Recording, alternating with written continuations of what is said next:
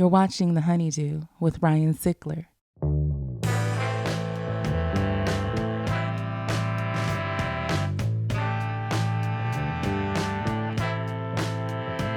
Welcome back to The HoneyDew, y'all. We're over here at the HoneyDew Studios doing it at Santa Monica Music Center. I'm Ryan Sickler.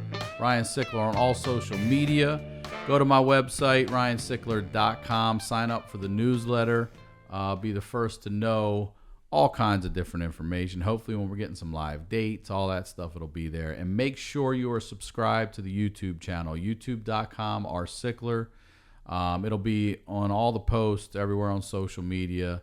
Make sure you're on the Facebook fan page as well. And Patreon. Keep sending your stories in. Email me at honeydewpodcast@gmail.com. If you think you have a story you'd like to share, we're going to go through them and have you guys on. We've already done a few episodes. They've been a lot of fun. And that's the HoneyDew with y'all. You know what I'm saying? So send your stories in for that. The website for the show, thehoneydewpodcast.com. Make sure you're getting your merch over there, your shirts, your hoodies, the Nightpants. I mean, Nightpants Nation, y'all. I can't even wait to introduce my next guest. Nightpants Nation over here is growing and growing. So thank you for your support. And I love seeing you guys out there. Keep sending the pictures. I'll keep tagging you. And I just want to give a special shout out again to my friend Lana Negretti here at the Santa Monica Music Center where we record. If you live in LA and you're looking for lessons for you or your kids, they're offering online lessons.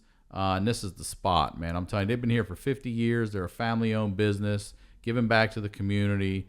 And, with all the uncertainty, they've done a lot of online classes. So if you go right now to the website, santamonicamusic.com, use code HoneyDew, they will waive the registration fee and give you a free lesson when you sign up for a package. So it doesn't matter if you live in, Indianapolis. If you want you or your kids to be trained by some really great Los Angeles musicians, I'm telling you, this is the spot. Now, that said, about the show, if you're new here, welcome. And for the rest of you coming back, thank you so much for supporting. I really appreciate everything you guys do. You know I mean it. And like I always say, these are the stories behind the storytellers, and we're highlighting the lowlights. And I cannot wait to re-highlight some lowlights with my man over here. Ladies and gentlemen, Josh Wolf, y'all, everybody. What's up, man? Welcome back to the HoneyDew. How you Josh doing, Wolf. man? I'm really good. I'm going to show you how I'm doing. All right. Take a little sip of my water. Show you my HoneyDew Nightpants.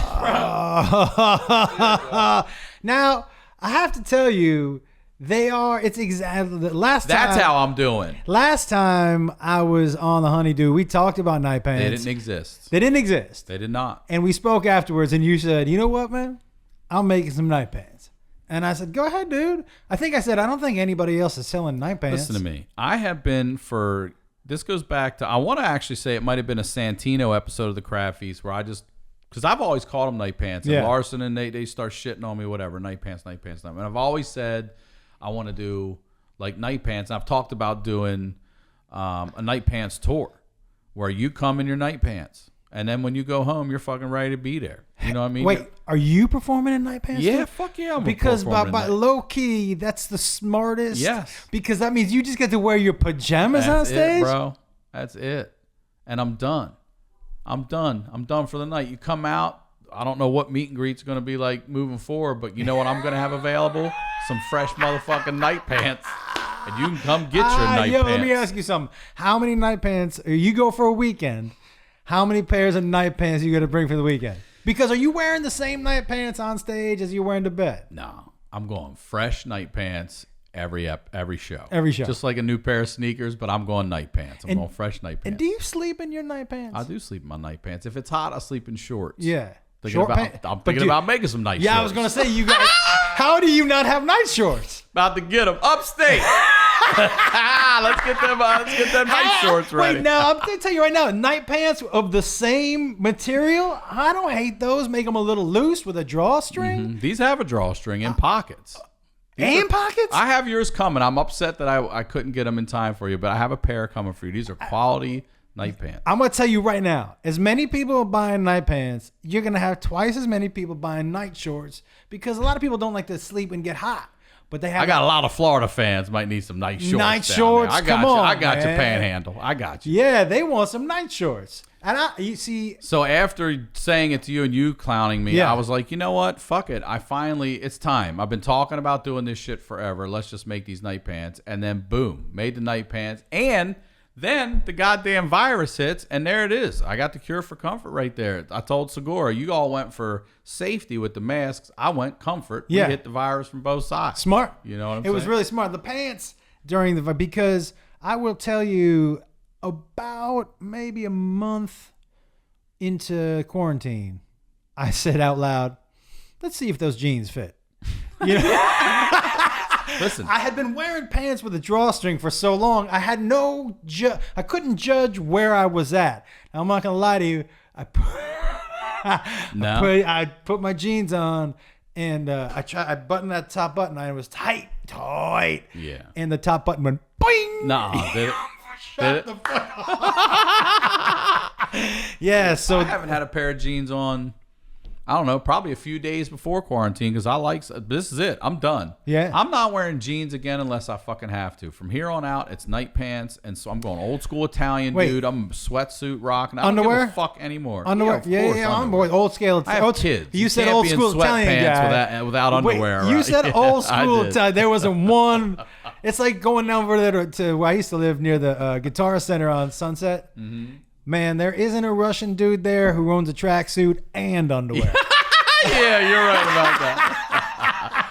I like the way my fucking dick feels on that velour, man. Man, I like it. Right next to the Adidas logo. All right. Yeah, dude.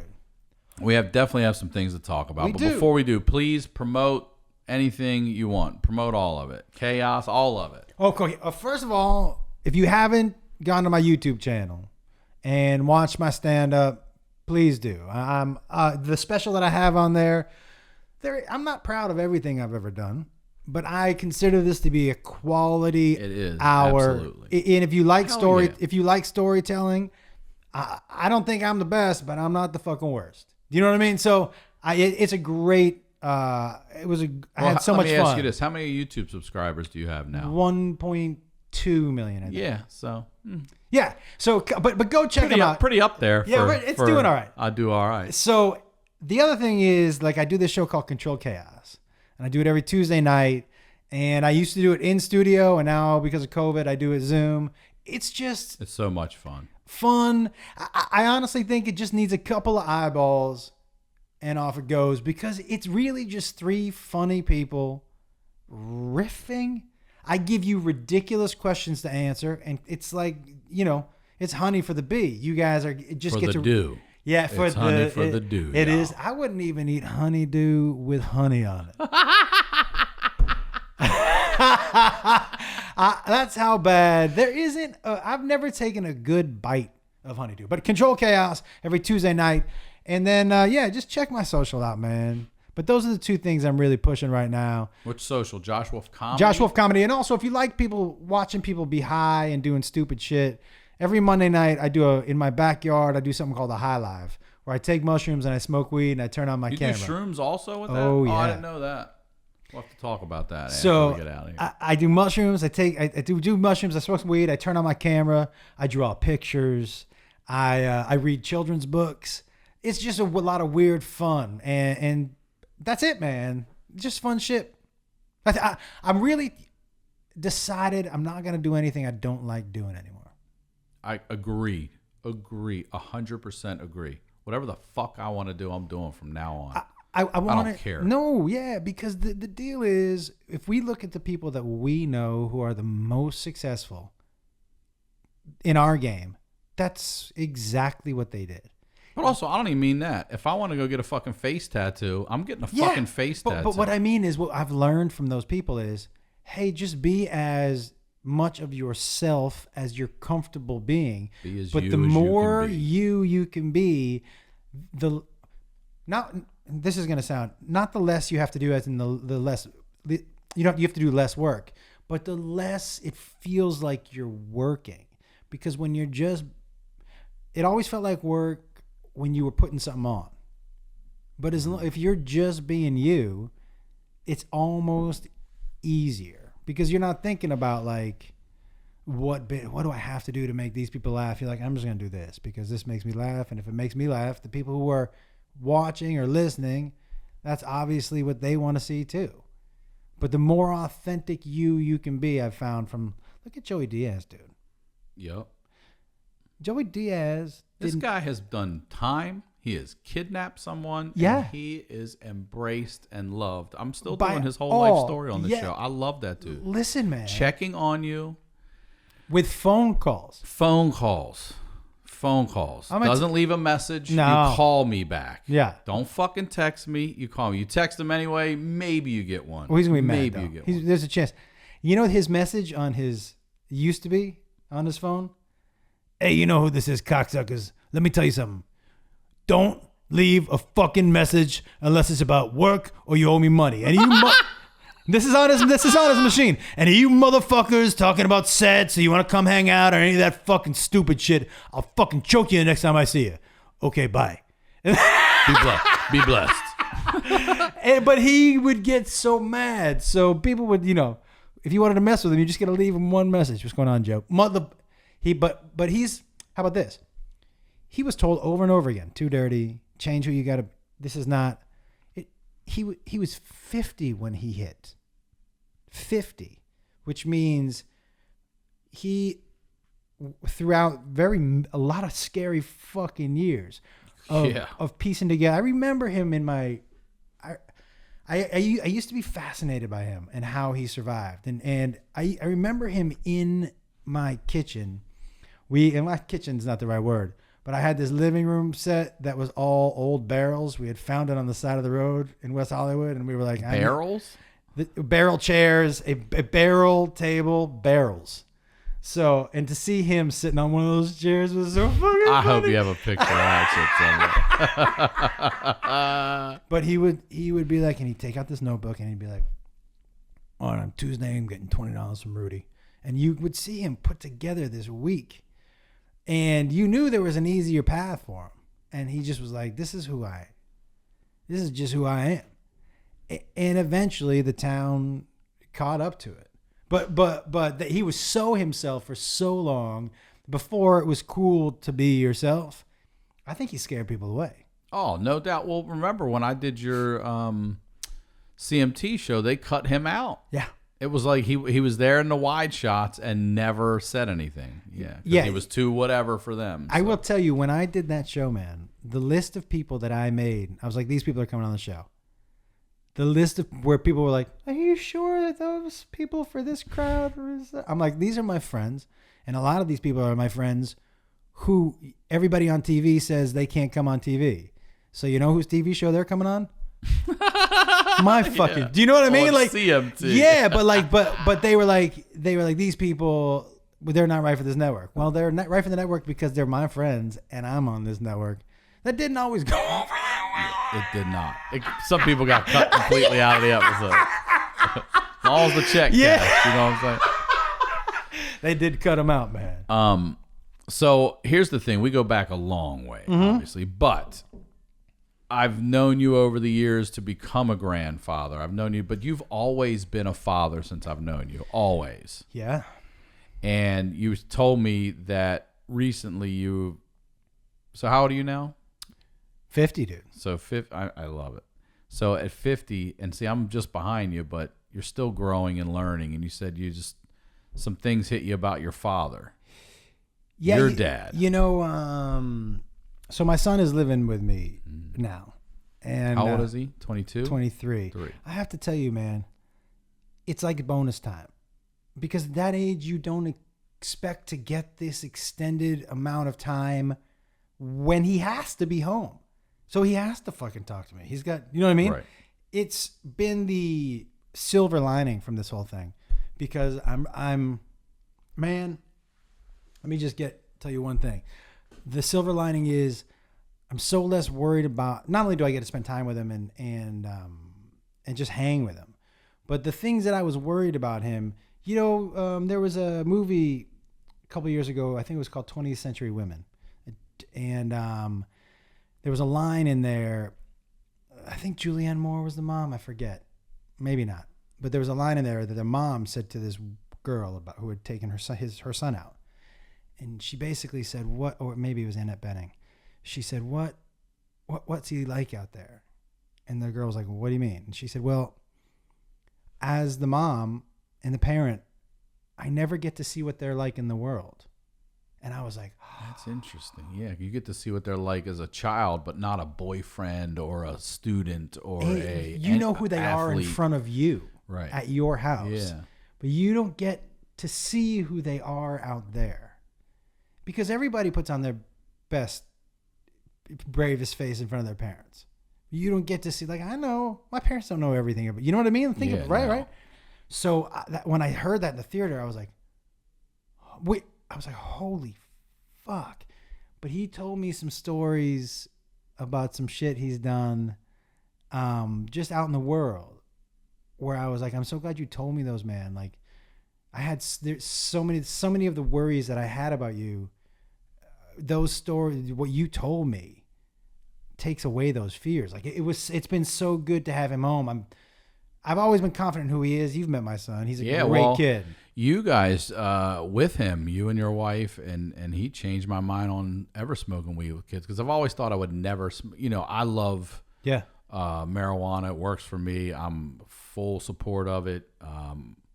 This is water, but I always thought I won't smoke with my kids. I just always felt, and also I've always felt like it would come at like a fucking cookout, or you know what I mean? Like we're all like, hey, Dad's going to the garage, whatever. But watch my burger. Yeah. Sitting at a cafe, I never considered it being a legal thing anyway in that equation. Sitting at a cafe, a real restaurant where, I would go have a drink with my daughter when she's 21. Why wouldn't I do that in a proper setting? And that changed my whole thoughts on, then I probably would smoke weed with my kids. Think about this, man. When they're of age, of course. Tomorrow. Listen, I get it from my daughter now. She's 5. That elementary school's got some good shit pumping through it. Yeah, that's why I like public school, man. But think about this, like private schools, coke, and the public schools, heroin. You get public school way healthier for you. But I wouldn't sit and get fucked up either way. I'm not gonna sit and get drooling drunk. No, you know what I mean. Right. So like, if you're okay with having a beer or a glass of wine, right. that's the whole thing. I'm not doing 4-foot bong rips. I'm smoking a joint. That's it. Yeah. Dude, the 4-foot bong rips, I miss them. You know, I'm not gonna lie to you. I miss them. I miss them. So it's been great. It's been great having him home, and I watch him play video games, all that shit. And so I started asking him for the first question that I wanted to know how his childhood was. Right? I just like, what was his experience? I know what my idea of what his experience was. Well, I just want to know. Like, you can't hurt my feelings now. We're buddies, and then we were talking, and the question that kind of kicked all this off with my dad, I asked him. I said, was there ever a meal that, like, when either me or your mom were like, we're having this tonight, you guys were like, oh, the fuck? Everybody had, right, growing up for meatloaf. Right? Was it when I fucking hate meatloaf, and I hate just like. And did they make it at the house? You know what I mean? Just like meat, potatoes, and carrots. Did they make it at the house? Yeah. And that's the thing, right? When they said that, smell it all day, like, you're already miserable, motherfucker. Ruin my lunch, knowing we're having that for dinner. For me, it was every Friday night. We did not grow up with a lot of money, and so Friday was when my dad took everything that was left over in the fridge. Fridge shit. He put it in when this yellow, it wasn't a crock pot, but it was a yellow like pot with handles on the side and a lid. When he took this old yellow ceramic pot out, you knew it's casserole night. And he put everything that was left over from Monday, Tuesday, Wednesday, Thursday, and Friday, put it in a pan, put cheese on that shit, and called it casserole. So you were like, is that lasagna and potatoes and green beans? Like, what the fuck? It was everything with cheese, and he called it casserole. So I was telling Jacob, I was like, was there ever anything? And Jacob was like, that's funny about the casserole. And I go, yeah, that is funny. And we were laughing about it. And then when I started to think back, I was like, but I remember how mad it made me at my dad growing up. I remember how mad I was at him, and I remembered how I thought he was so fucking cheap, and like it was how embarrassing the casserole was. I was about to say how embarrassing. Yeah. Even when it was just us eating it, how embarrassing it was. The feeling of all. Oh my God. And it started to make me think about like, and Jacob asked me a lot of questions about, man, you were different than a lot of the parents that I knew in that, you know, you never raised your voice and That's the weed. yeah. I'm not a yeller. Yeah, man. Listen. What are you doing? Yeah, I'm more. What are you doing? That's it. You hit it in there. Yeah, I'm when I'm high, I'm more of a long vowel. Like I'll hold on to my man or shit like that, and so it slows the conversation down. But I told him, I said, you know, I learned a lot from the way my dad parented me. Like I remember there were definitely a lot of things when I was growing up. I was like, I'm not gonna be this. I'm not gonna be this. I'm not gonna be this. But I said the real thing that kind of changed me as a dad was your first 2 weeks alive, when I realized that nobody knows what the fuck they're doing. Nobody knows what the fuck they're doing. So mistakes are going to be made. First of all, mistakes are going to be made. Also, when you have babies young, sometimes you're not emotionally equipped. You know what having a kid made me realize? Like I would say things to my dad like, I hate you. I can't imagine my kid saying that to me. It hurts. You've never had that? No, dude. It hurts me thinking about saying that to him because I knew what that would do to me if Jacob was ever like, I fucking hate you. I think I told you this story once a couple of years ago when I gave my dad, I laid into him a little bit because he had said to me, if comedy doesn't work out, you should get into producing. This was after the David Ortiz roast. And I went off on him. And I had asked, I saw him the next day and I felt bad. And I said, hey, I'm really sorry. But he also was the sage that day and was like, He said, you know, I opened up a conversation to you. I asked you a couple questions. You gave me some answers that were true to you. I can't be mad at you for giving me responses to what I brought up. Right. No, because it's not what I want to hear. Yeah.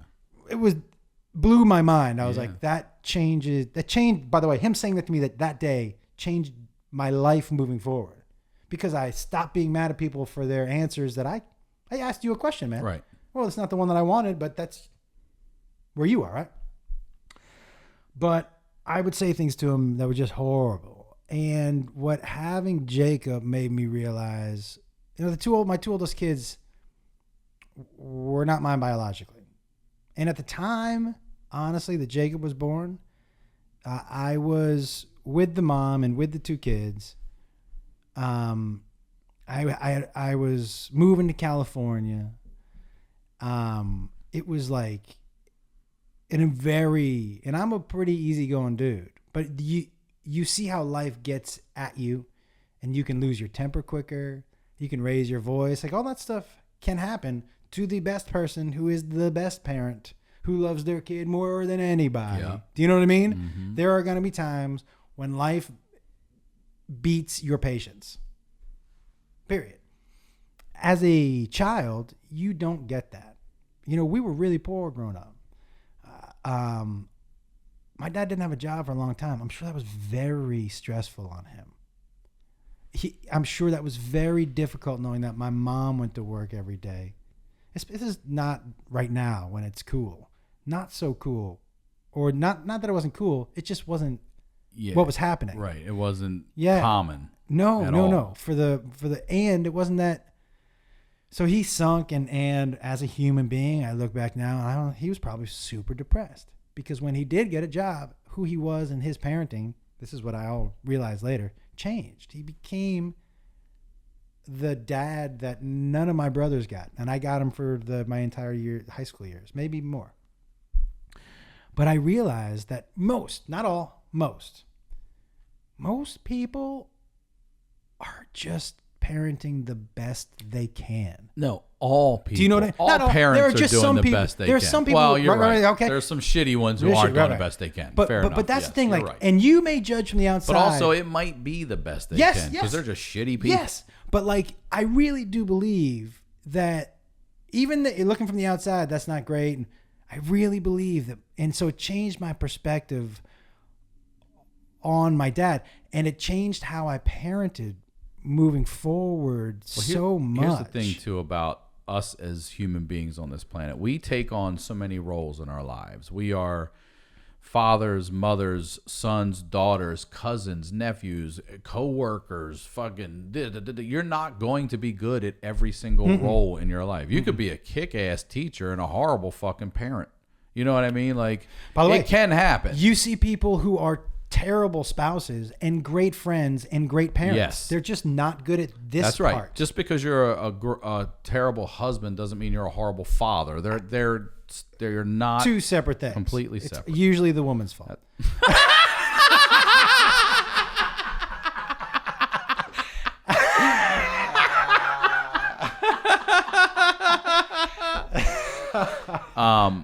But also the parenting thing it's a long game. You could be a great parent for 8 years and a shitty one for the next 10. What? But you could rebound. You know what I mean? It is an ever-growing, ever-changing, ever-flowing thing. And unfortunately, it's the long game when you get into your 30s, 40s, 50s, where you look and become a parent, look back and go, how the fuck did they do that? Yeah. How the fuck did they do that? With four, because most of us grew up in a bigger family. And you're right. But also back then, not diagnosing depression, anxiety, ADD, any of that. It's like anything. walk it off. Everything Yeah, walk yeah, it yeah. off. Duct tape. Yep, duct Yeah, tape yeah. it, walk it off, motherfucker. Yeah. I remember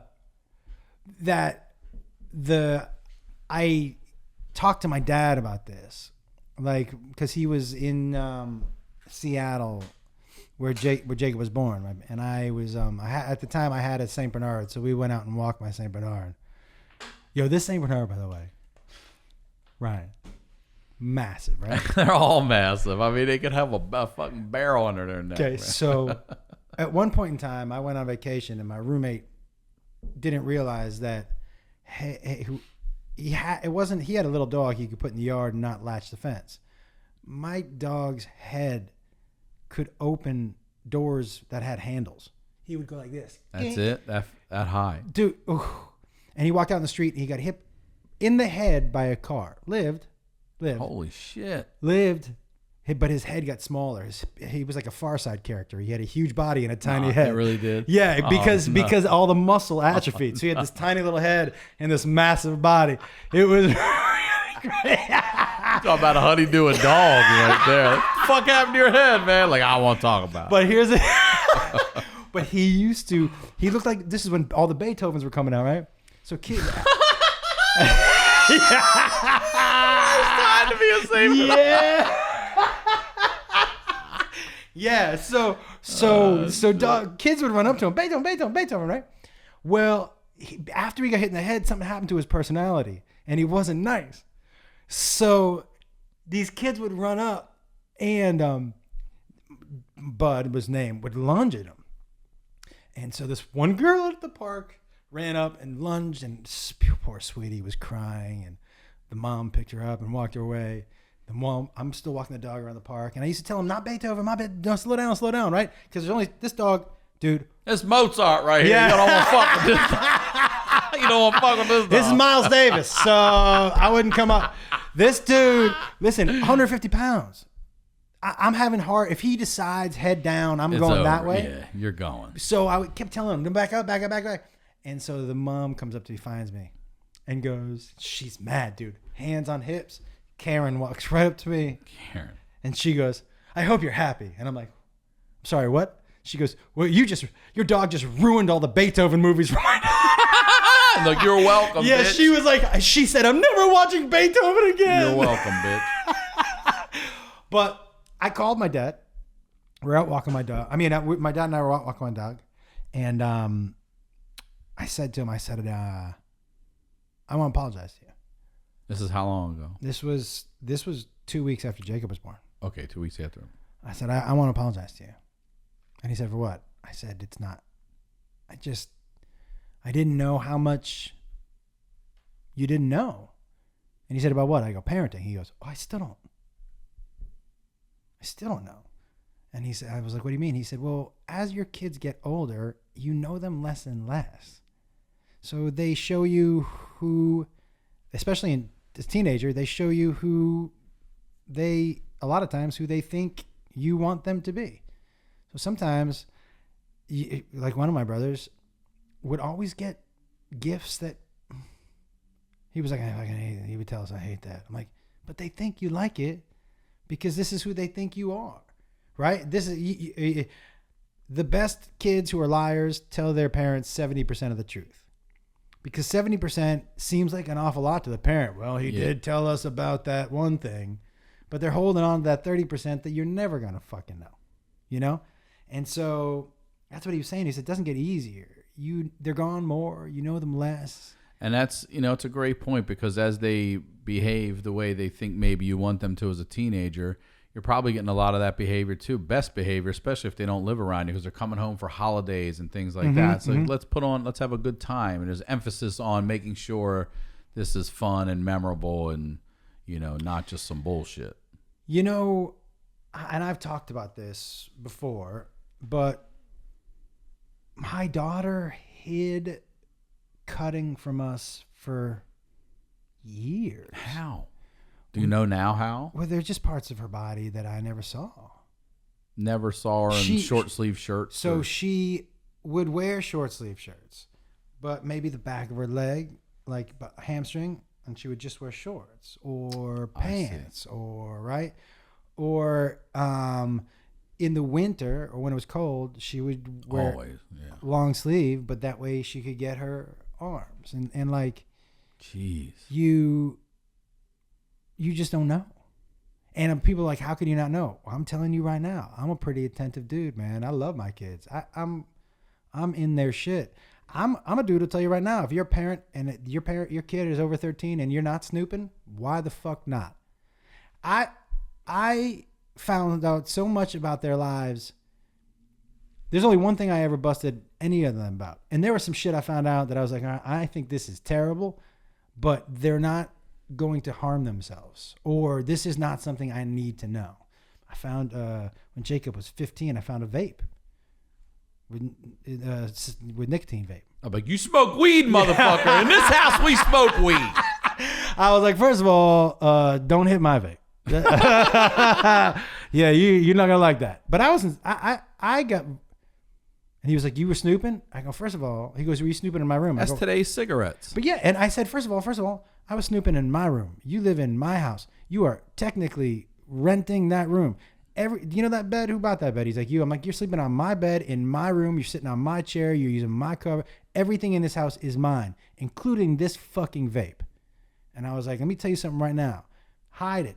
I said, and I even said to him, look, parents, if you're looking for something in a boy's room, look for an old cigar box, some wood box that they think is cool that they found on the street somewhere. You know what I mean? That's where stash box. Yeah, the stash box. So I said, I'm not even gonna say anything about the weed you got in that stupid wood cigar box on your desk. And he goes, you found that? I go, that's where you hid it? On top of your desk? Yeah, I found it, dude. I found it by just walking in and opening it up. It's not hidden at all. I go, just like the bong that's in that paper bag out by the recycling bin. He goes, that's there too? I'm like, yeah, why is it outside, bro? He was like, it's so big. I'm like, bring it in. Someone's going to steal it, dummy. So he did. He used to keep a bong by the recycling bin. Outside. In a giant, the didgeridoos. Yeah. In like a case, it looked like a didgeridoo. But like a quarter of it still stuck out. It's so stupid because you can't get the. Well, anyways, but yeah, I snooped, man, and I snooped, and I wish I had snooped and found out about the cutting.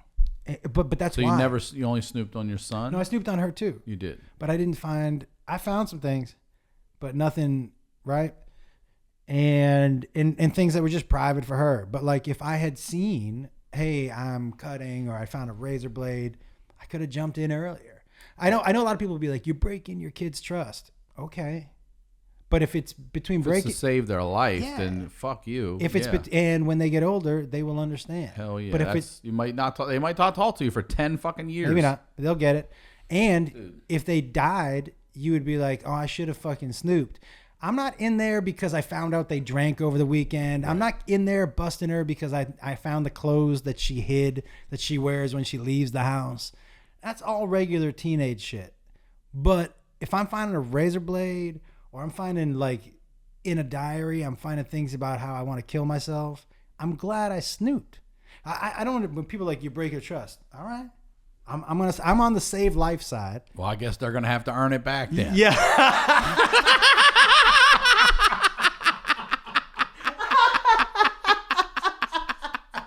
Yeah, man. For me, so I apologized to my dad, and I was like, wait, I have to ask you, when did you find out, and how did you find out if your daughter hit it so well? I'm curious to know. How did you find out she was cutting? She told us. She told you. She came clean because she wanted help? Yeah. Well, we had started to put her in therapy before then, so I think the therapist was like, you got to tell your parents. So this came, but you were out of nowhere. You had no idea. Yeah, man. Yeah. So and like I said, you always think you have a great relationship with your kid. Mm-hmm. And you probably do. But there are things you don't know. When I hear parents say, my kid tells me everything. Nope. No. Would you tell your parents everything? Fuck no. And I didn't even have parents. Yeah. I still ain't telling them shit. But yeah, so having a kid led to a lot of forgiveness for my dad and an apology to him because I knew, man, he said, and it took this thing looking back to realize that he realized at some point, he pulled, oh my God, this is one of the hardest things I had ever heard. We were driving to his cousin's house, and it was a silent car ride. My brother and I had fucking had enough of my dad. And how old are you at this time? I gotta go. We were probably 10 and 12.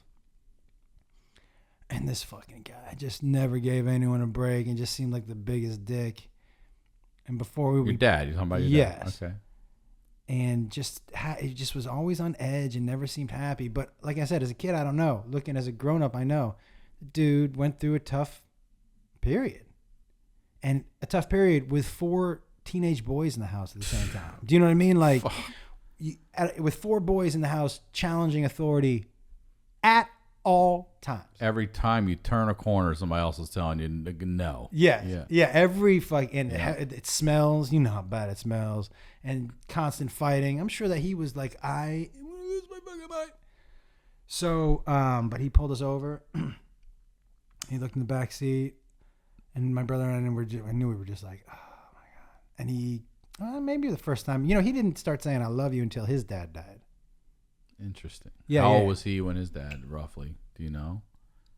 I bet you. Like, how old were you when your grandfather died? Fuck. I bet that's got to be 20 years ago, 25 years ago. So it took him years and years to say. He wasn't saying it. How he showed he loved you is he showed up. Mm-hmm. He was at every game I ever played. Coached most teams. He showed up. Okay. But he was not. I think that's more of a generation thing too. I'm not sure those old dudes were kissing you on the cheek and you know what I mean. Yeah. But he showed up, and I didn't. But he was quiet because he's just a quiet dude. So I never gave him credit for that either until I got older, because I didn't realize how hard it is to always show up.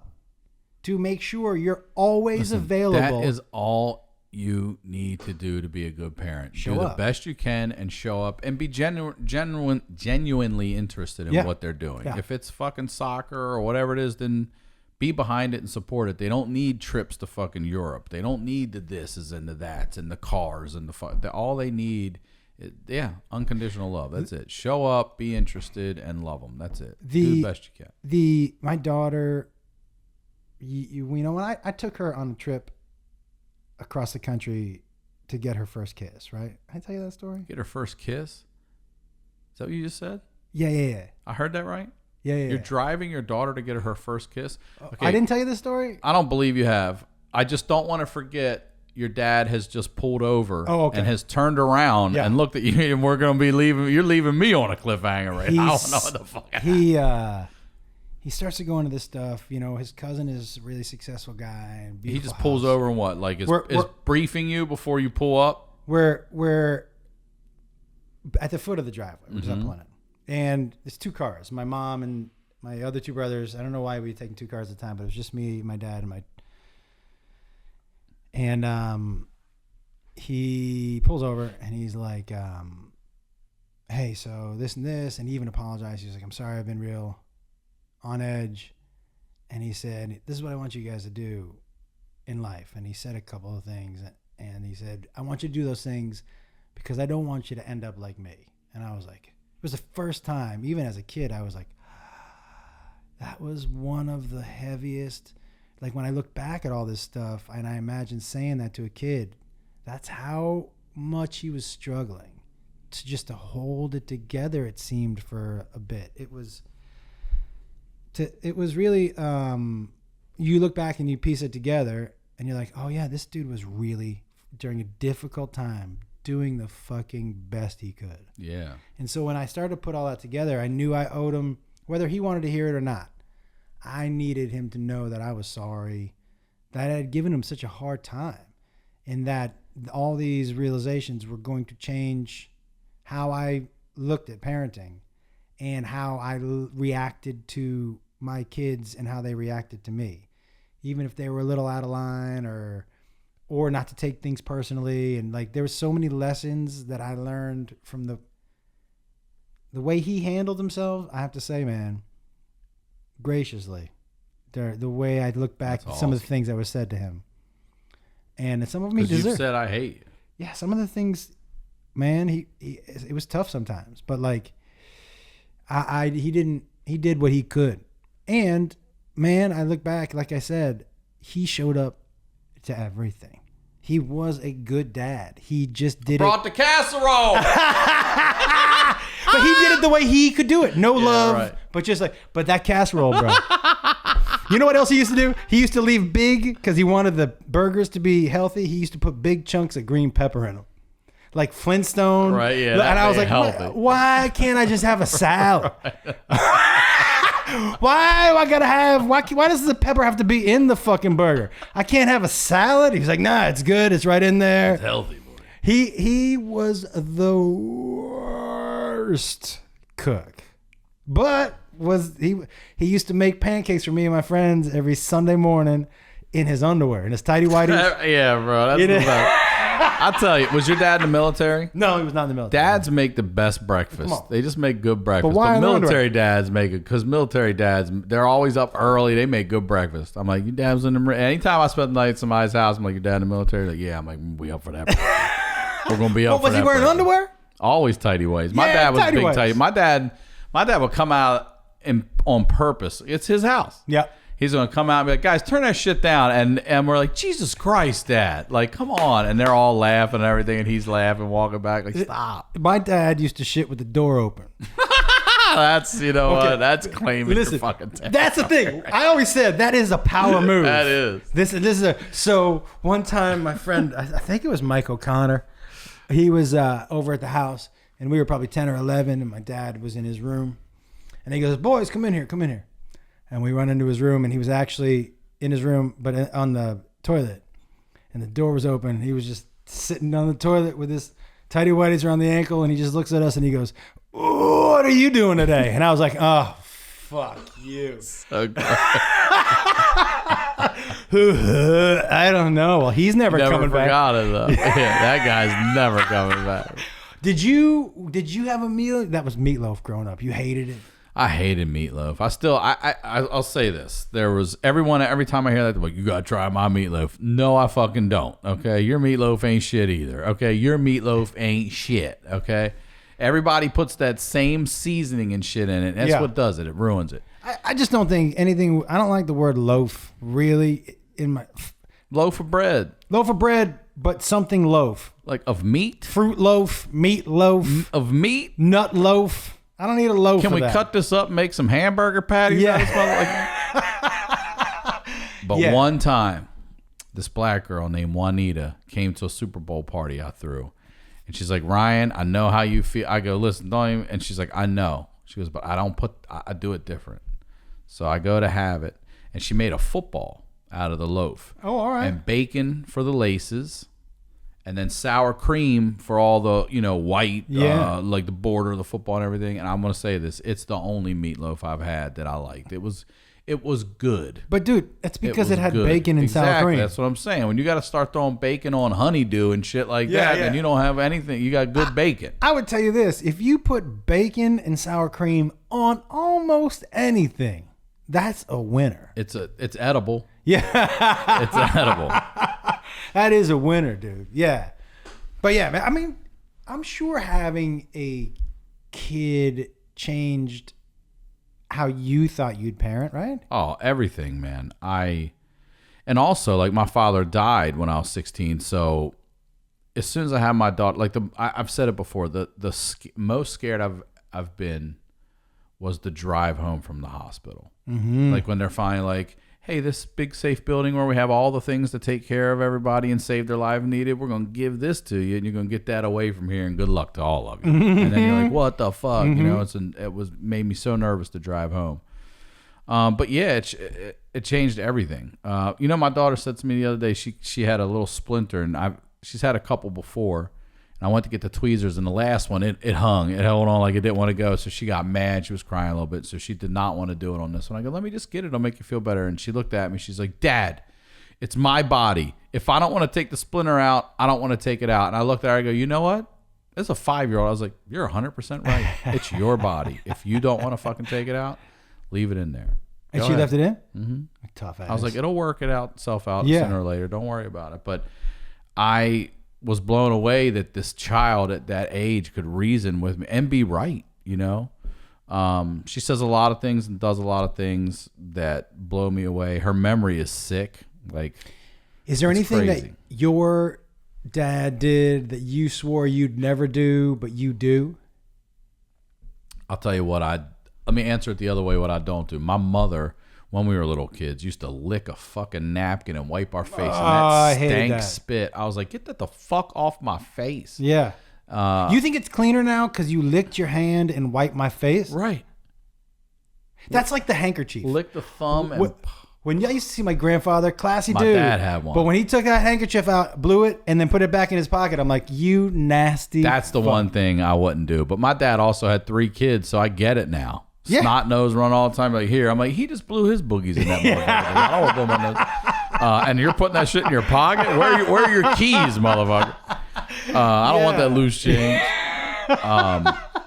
So yes, I've never done that to my daughter, like lick my fucking finger. Her mom does it. Every time I see it too, I look at her and I go, ew. So gross. But I've only yelled one time in 5.5 years, and that's not bad. I raised my voice, and she cried. She's like, you scared me. And I was like, well, you know what? I wasn't right to yell, and I apologize for doing that. But how many times have I ever done that? And she's like, it's the first time. I'm like, what'd you yell? I'm allowed to yell. They just weren't listening to their mom, and I was in the middle of working on this studio, and I just needed to get away for an hour and a half or 2 hours to work.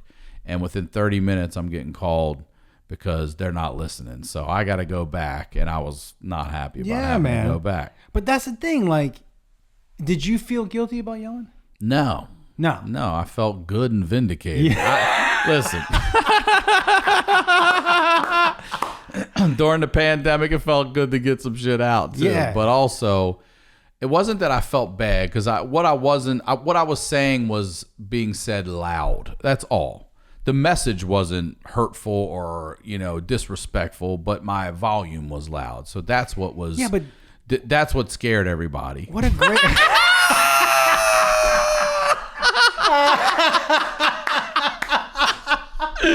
That's what scared everybody. Yeah. So I didn't feel bad about the message, but I did apologize for the volume. What an ace in the hole you have. Yeah. You have an ace in the hole, dude. You know that the yelling gets people's attention. Now, if you overplay your card, then that's like whatever. Yeah. But if I did that every 5.5 years, twice in 11 years, I got that. Yeah, I got that. If you only raise your voice twice in 11 years, I said yell. I get my voice up a little bit. I'm like, let's go. I'll get one of those, but I don't. I'm talking about I came in hot. You know, right what I mean? in the door hot. I was coming in like, everybody sit down. You know, I was going one of those. How many times did you practice the speech on the way from here? There was no practicing. I wanted a free flow. I just needed to let the dragon out. You know what I mean? You were talking about it in the car to yourself, though. This motherfucker. I was definitely saying some shit in the car after I hung up that phone. Oh, I bet you I'll were, say this. dude. The best part of that argument happened from the time I hung up that phone with their mom to the second I walked in that front door. You felt good. That was a great therapy session, that whole ride home.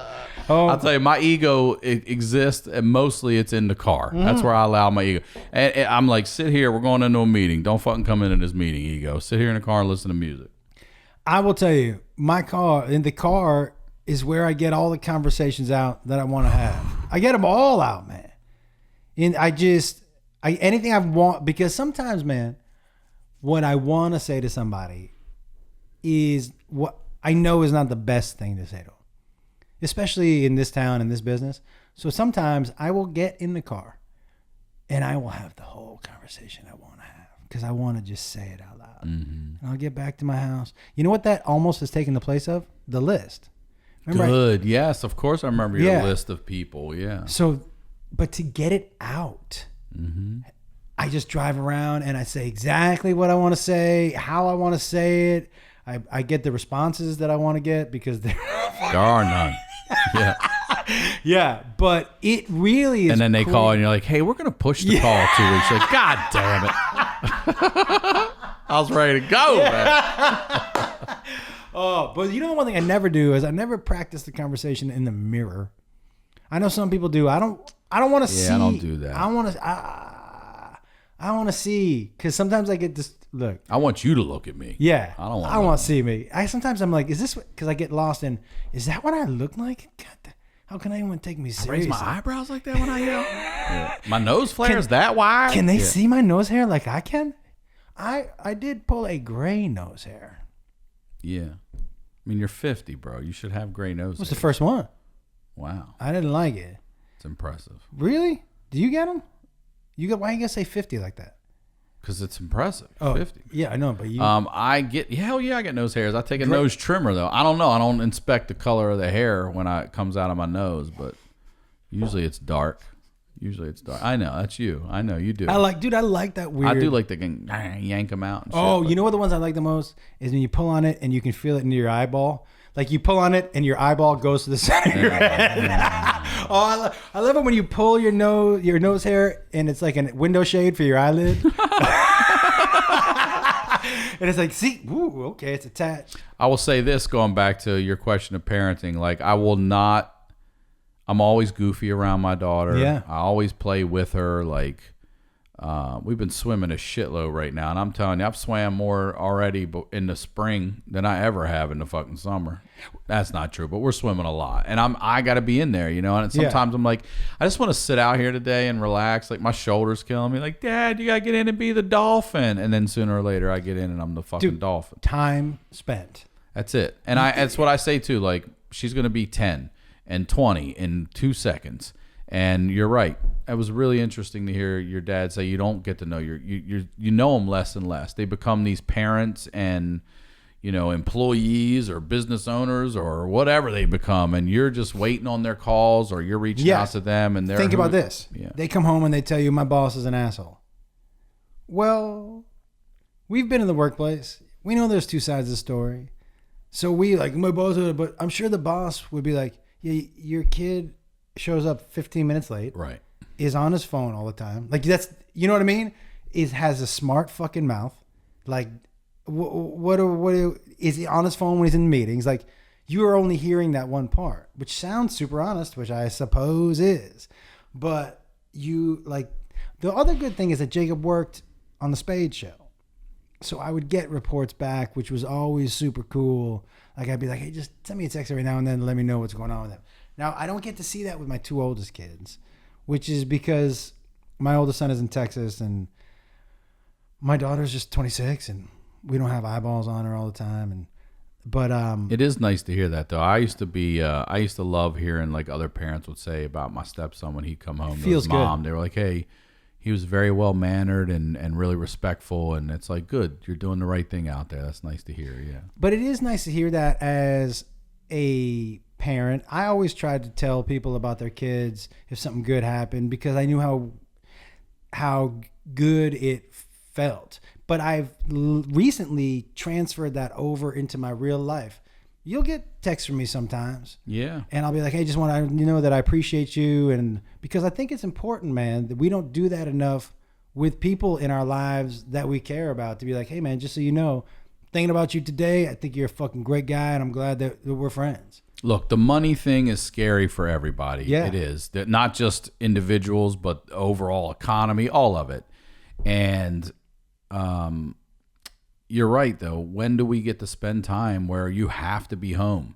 And I'm eating it up. Like I said, she'll be not wanting to hang out with me in a handful of years. It's going to happen. We already see it, so to not be able to go on the road, yeah, sure. Not the financial part is scary, but I'm home with my daughter and hanging out with my kids and having a good time. Like, invaluable. And yeah. wait, and when are you gonna get? Well, hopefully we don't have to do this. Yeah, for real. But just so you know, it may be tough for you. They'll never forget this. Yeah. One of the things that came out of the conversation with Jacob, and I was like, "What do you remember about your childhood, man?" And he was like, "We had fun. We always were having fun. I was always about, let's just make a memory, because you don't remember every day of your childhood. There are certain things that stick out." So I was always like, let's do those things that are going to stick out. Right. We obviously do the day to day, but we did. And you do. Don't tell me you don't have any money. I didn't have any money, man, when I was raising those kids. I've told you this before. Yeah. We did our roller coaster was I put them in the trunk of my car and I drove around an empty parking lot. Yeah. Right. So, but if you ask them, they're like, that was so fucking fun. Look, I remember one time going with my dad. We went to Ocean City, Maryland. We decided we're going to go out. We're going to throw some crab traps. Did you grow up with money? No, hell no. Are you? Hell no. Yeah. I'm selling Nightpants, bro. I'm not selling Bentleys and shit. I'm not selling Rolexes. I'm selling loungewear. Yeah, my bad. Are you from the East Coast, Sicklers? Mm-hmm. Yeah. Yes, we are. But we went to Ocean City, Maryland, and again, that was a vacation for a lot of us. Like, you pack the family up, you go to the beach for a week, and and it was a 2-hour ride right in your same state. It's very different than California, which is much more of a day trip to the beach place. And you know how it is. It's condos lying down the fucking whole coast. You know, everybody's down there to hang out, and I don't remember anything about the trip. I don't remember this, that, and the other. But I remember we went to Crab. We skunked. My dad's like, we're just going to buy some on the way home. We get a couple dozen live ones, and they're wet in a paper bag. The guy gives them to us. And we're in an elevator, and my dad's like, it's breaking. And I go, I'm holding it. And I go, it's breaking. My dad's like, it's not breaking. I'm like, Dad, it's breaking. He's like, how old are you? I'm probably like 10 or 11. And there's 5 or 6 other people in this elevator. I'm like, no, it's breaking. He's like, Ryan, stop saying it. You're scared of people. I'm like, it's breaking. And then I don't want to get bit.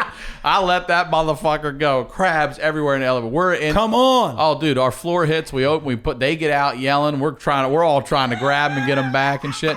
That's what I remember about that whole fucking trip. Memory. That's what I remember about that whole trip. The fucked up thing that happened that was fun and funny. You know what's funny? I've always said, like, you don't remember how many times that your mom or somebody cut the crust off your peanut butter and jelly sandwich. None. None.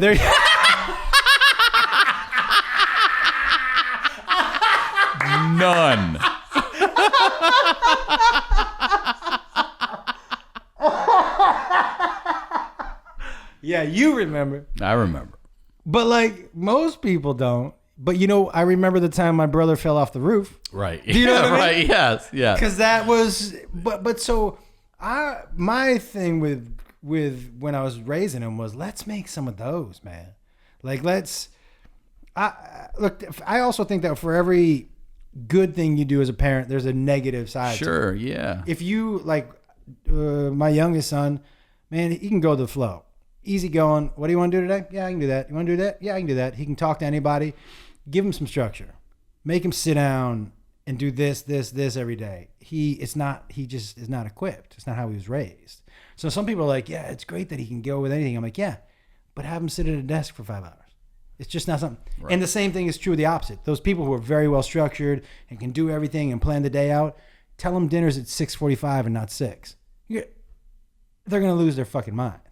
So that's what I mean. When I started to realize all that, like, people are just doing what they think is the best they can fucking do. That's why I hate those parenting books. Because to me, the parenting books are designed to make you feel like a bad parent. Like, well, my kid didn't walk at 2 years old. Well, he's a fucking terrible kid. Yeah. Your kid is a dumb motherfucker. Yeah, he's slow yeah, walker. He's really slow walker. I would get him into, because you see people like in the... Gets real competitive. Yeah. Who's reading first in here? And you know the parent of whatever kid is reading first. Let's everybody know. Yeah. My son reads. Yeah, he reads. He reads. Yeah, he reads. Yeah, his name's also Amethyst, so you fucked him up. Amethyst. You know what I'm saying? That's my birthstone. Like, you fucked him up in more ways than one. But yeah, man. I that's why, like, the books, and like when people call and ask me for advice, because for whatever reason they think I know what I'm doing, just because my kids are all alive. But like, that's the goal. It is alive and healthy. But the truth of the matter is, you can't parent every one of your kids the same, and who you are changes. So how you're going to parent is going to change. When you're a younger parent, there are things you don't care about that you do care about when you're an older parent. Like, it just my brother was a dad at 50 for the first time. He's a lot more. Wow. He's a lot more nervous than I was as a parent about her getting hurt or what can and can't do. And as a younger parent, I was like, let's just go fucking whatever, put you in the trunk of a car and drive you around for a little while. Right. So like there's so many variables. I bet you there are some people who had kids young, who were terrible parents, maybe are not involved with those kids' lives, got remarried later, and are better parents because they're older and more mature. And to the new set. Yeah, I agree. Do you know what I mean? Mm-hmm. Like, the fuck? It's such a crazy thing. Like you said, you're given an alive thing and being like, hey, take care of this now. What? I don't know. That first time you get your baby out of the bath and you're like, are they all this slippery? Right. I mean, whoo! You don't know anything. Nothing. You know nothing. Why is he peeing in my mouth right now? No, nothing. You know nothing. The dude and Yulin, the day that I realized what the fuck is going on, I was getting Jacob out of the back seat, and he was in his car seat, and I looked at him and I was like, you got poop on your neck, buddy? Because when there's the shit shoots up the back. And I'm like, did he? Yeah, it shit on his neck. Diarrhea up his neck. And he was like, hey. And I was like, and I looked at him like, you got shit on your neck, buddy? And I was like, do I not know where his asshole is? Like, does he have a second, did he grow a second asshole? Like, and I was like, Mom, what's the deal? She goes, no, boys especially, sometimes it shoots up the back. I'm like, up the back? That green, like what? Oh, green. Yeah, I know. It's so funny. As soon as you said the color, I just smelled it instantly. I was like, get the fuck out of here. But I secretly have always wanted to shit that color green. I secretly have always wanted to shit up my back. Maybe not so secretly. I would love to power one out. Like, no way. We worked on a TV show once. Okay. You also have to tell me about taking your daughter to get her first kiss. Okay. Across the country. Okay. So I was snooping, and I found some messages I didn't love online to this dude. A lot of talk about where people live and shit. And so as soon as I see we're exchanging where we live, I'm nervous because you know who else lives in that house? Me. Everybody. Yeah. Else. Yeah. Right? So I need to know what the fuck. So we confront her and I'm like, what's going on? And she's like, I love him. And he's like, How old is she? She's probably 14. and I love this guy, and he's my soulmate. And right then I'm like, no, he's not. Basically, we got into this shit about like when she's like, how do you know he's not? I'm like, because it's online, and this is early online. I'm like, you don't know, nobody's they're themselves online. She goes, he's himself. I go, are you? When he responds to you, do you just write free flow, or do you think about what you want to say? Do you think about what you want to say? And she's like, yeah. I go, and this website you're on is for cosplay and anime. What's your avatar? A picture of you? Or is it like a sexy anime character? So are we being ourselves? How do I know this dude isn't some guy I went to high school with? You know what I mean? Like, yeah. What the fuck? But she was adamant. And I said, okay. And he was he lived in Missouri, and I was getting ready to go do a show in Missouri with Larry the Cable Guy. And so I was like, you know what, Beth, my wife, I said, I'm gonna take her. We're gonna meet this guy, and I'm gonna prove to her that he's not real. Oh my God. So that's how, right? Because you know what dads like as much as their kids having fun and enjoying themselves? Being right. I was just about to say being right. Oh man, do you know how badly I was looking forward to being right? You know how I knew I was gonna be right? I go, let me see a picture of this guy. Because all I saw was the avatar. I go, do you even know what he looks like? And she goes, yeah, he sent me a picture. So she printed it out. Do you know the picture he sent? He sent her. This is Lawrence Taylor. Dude.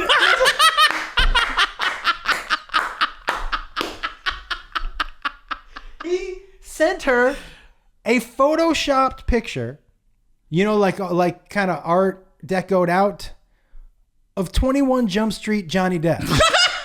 That's what he's sending out. So, and she doesn't fucking know 21 Jump Street Johnny Depp. It's not even relevant. Right? So, and so he probably is your age. So she said to me, and he's so cute. I'm like, oh, he is cute.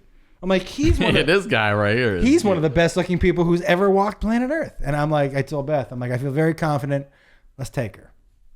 On the way there, she tells me, and she's, by the way, the plane trip, she buys him these chocolates. I'm so excited to give him these chocolates. And about an hour in, she's like, I'm just going to have one. It's a shame. She's chocolate. And she was like, he wouldn't mind if I had two. Right? Because it's two and there's two of us. And she had another one. She was like, I'm just going to split it with him. I'm going to have half. And by the time we landed, she was like, we need to get I feel like shit. But on the plane, when she's eating her chocolates, and super excited and so chatty, she tells me one of the reasons that she's all so excited to go is she's never been kissed before. And she wants him to be her first kiss. And now there's a lot of conflict for me, dude, because I still want to be right. But this is such a unique experience for me to be able to be part of. The fact that she asked me, I'm with her, and she's telling me this is such a crazy thing for a daughter to say to her father. So I'm like, oh, I want to be right, but I want this to be good for her. You know what I mean? But I know we're not going to run into Johnny Depp. So I'm instantly thinking, if she gets past the initial disappointment for whatever fucking dude. Now, what's this? Peter DeLuise. We might run into him. Okay. But we ain't seeing Johnny Depp. Okay. Not in Poplar Bluff, Missouri. We're not, right? So she's holding up a picture of Johnny Depp looking for him. And I feel like telling her, he's not going to be here. Let's lower the paper and look for what seems like is going to fit. Because I believe I've never heard this. I'm coming with her. I know he's coming with his dad. This story's in my book. So if you, and it's a little more extended in there. But so I'm looking for who I think fits. Dad, son, looking around also. We're out in front of the arena where I'm playing with Larry the Cable Guy. So we told them to come to the show because the dad is a huge Larry the Cable Guy fan. So, shocker. So, yeah. So I see two father-son walking up, and this kid is not Johnny Depp.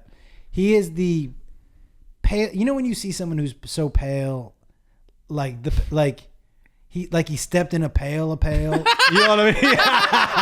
You know what I mean? like, have you been under the ocean? Like that kind of, like the color of my legs. You've seen my legs. Yeah. So he's walking up with this dude. I'm like, hey, Kate. And he knows. It's Ronnie Depp. Yeah.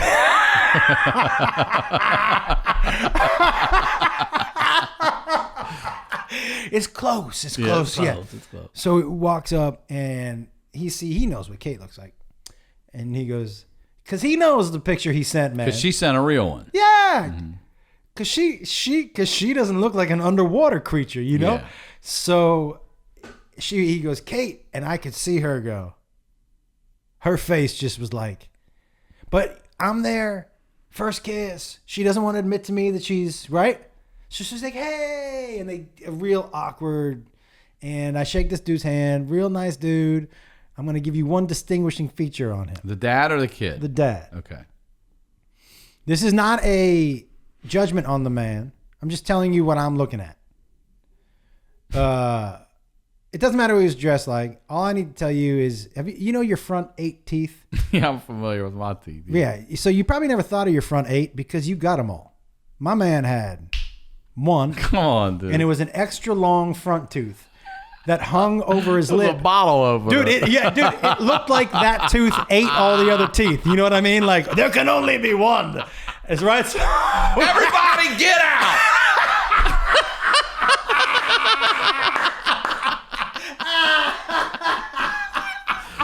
One, two. Yeah, just right. So and it was long, dude.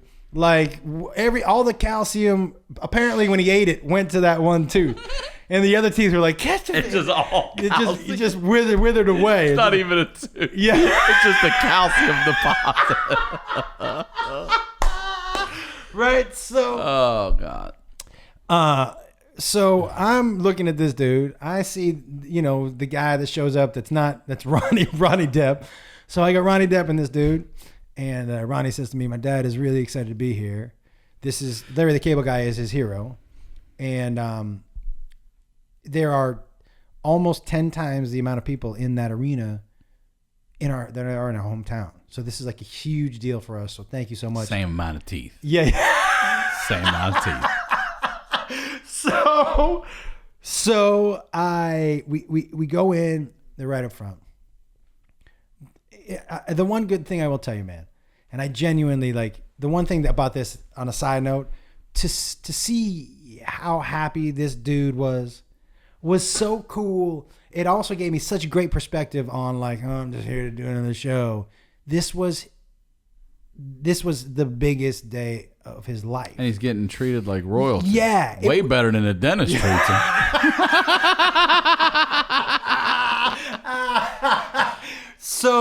So like, it was really, things like that always help me with perspective. Like, oh, I have a pretty cool gig. Fuck yeah, we do. Do you know what I mean?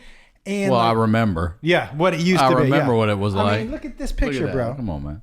So we have the show, and they're sitting in front. We go backstage. This was a little embarrassing. When in backstage, Larry the Cable Guy is Dan Whitney. Mm-hmm. He's got a different accent.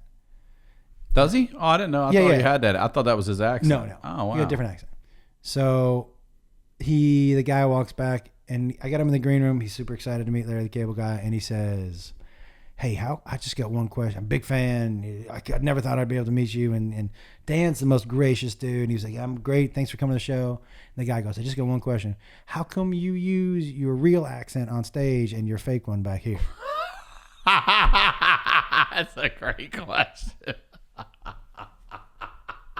And Cable Guy never took his eyes off of him and just goes, I'm sorry, who brought you? Good job. Yeah, it was like my 4th gig with this dude. I'm yeah. like, hey, man. But we walk out, and so I'm like, hey, everybody, I'd like to treat for dinner. Let the kids talk a little bit. Whatever you want to eat. This is, dude. I go, whatever you want to eat. And he goes, whatever? And I go, whatever. He goes, I'd like to eat a steak. And I was thinking, I'd like to watch you eat a steak. I think this is a good idea, right?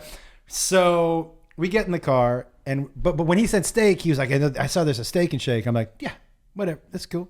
We'll go get a steak and shake. You want good steak? Yeah, yeah, top notch. All right. So when we get in the car, I got to get all my jokes out now. Do you know what I mean? And my daughter's there. I'm like, so how do you think he eats the steak? Do you think his son chews it for him and then puts it on his plate? Or does he say, how do you want your steak cooked? Blended? Like what? Blended. How do you think he doesn't floss? Does he floss with a thimble? Does he just put it on a... So she's like, stop it. I'm like, how's it going? And she said, well, we're not exactly soulmates. And I said, do you still want to do this first kiss? She's like, I don't know. I don't know yet. I go, okay, well, we still got time. We get to the restaurant. The longer they're sitting together, the more they realize they're not soulmates. And we pay for the food, and the dude is super nice. The kid is super nice. Just my daughter, it's Ronnie Depp. It's not Johnny Depp. Yeah.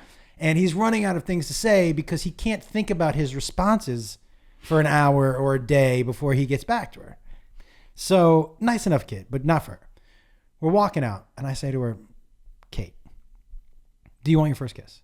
And she's like, well, I go, hey, what happens in Poplar Bluff stays in Poplar Bluff. I said, but if you want to get the nerves out of a first kiss until you have your actual first kiss, so you can figure out a few things let's just do it. She was like, you're in on it. And she was like, you think so? I go, do you want him? She was like, I do. I just want to get, she goes, I came all this way. I've been thinking about it. So I catch them when they're walking outside. I go, hey, how about we go back to the hotel? And I was like, you and I can sit in the lobby. And I told them, I said, there's a couple chairs by the elevators. You guys can go sit there for like 15 minutes. So they walk over to the chairs. Me and the dude sit in the hotel lobby. This is the opening line. He goes, my dad ran over me with a tractor when I was 8. And I was like, well, I hope this lasts 15 minutes. I'm really interested in this. You know me well enough to know that line hooks me 100%. I'm done. Fuck that. They can take an hour, however long it takes you to tell me this story. Got one tooth. Yeah. And that's how you... I'm wondering if the tractor cut that fucking mouth off a little bit. So my daughter, they were there for like 3 minutes. My daughter comes back. And she's like, I'm ready to go now. I'm like, everything all right? She goes, yeah, I'm just ready. And I go, okay. You want to say goodbye to everybody? She goes, bye. She kind of scurries out to the elevators. I go, okay. And I told the kid, nice to meet you, son. And, and I tell the dude, he goes, we should stay in touch. I'm like, you know what? Hang out with your dentist. I'm good. So, yeah. Let me know when you enter the corn on the cob championship, and I'll get there, man. So, I'll go watch him eat some corn. I went till you probably put it in there and slide it right off. Like, God damn, look at him. It's a machine. So, do you want to know how he ate the steak? Yes, of course. He cut it into little pieces, but he mushed it on the top of the roof of his mouth with his tongue. He went like up under, like, and pushed it against that tooth. I guess the tongue must have gotten so strong. You know what I mean? It's a muscle. It just kind of, and you'd see him go. And just kind of, and I was like, that is the fucking. So we go back, we get in the elevator, we go up to the room. We get in the hotel room, me and her, and I'm in my bed, and she's getting ready, hasn't said a word about it. And I'm pretending to watch TV, and she sits on her bed and starts to watch TV, and I turn TV off. I go, wait a second. All of that, we make the plan, first kiss. You're gonna tell me anything? She goes, all right, what? I don't want to talk about it after this. I go, okay. She goes, we were sitting there, and I realized he had never been kissed before either. It was both our first kiss. And I went to lean in, and we leaned in too fast, and he had a giant pimple on his chin. I thought you were going to say he had one big bottom. No.